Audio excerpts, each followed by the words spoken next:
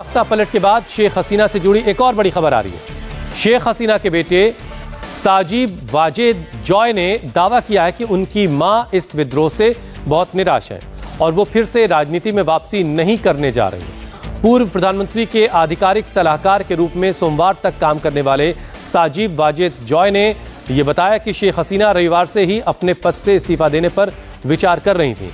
उन्होंने अपने परिवार के दबाव के बाद अपनी सुरक्षा के लिए देश छोड़ने का फैसला लिया।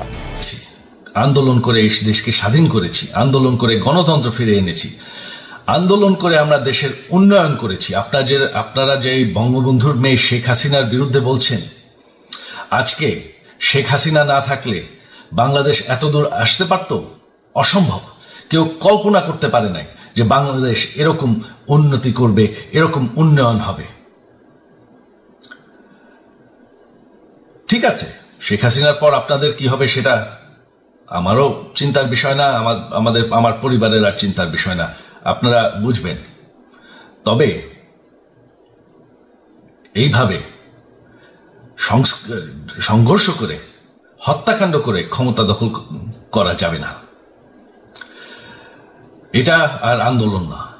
যখন পুলিশ হত্যা করা হচ্ছে, নিরীহ মানুষের উপর হত্যাকাণ্ড চলছে, মানুষের বাসায় আগুন দেওয়া হচ্ছে, জার্নালিস্টদেরকে হত্যা করা হচ্ছে, এটা হয়ে গেছে সন্ত্রাস।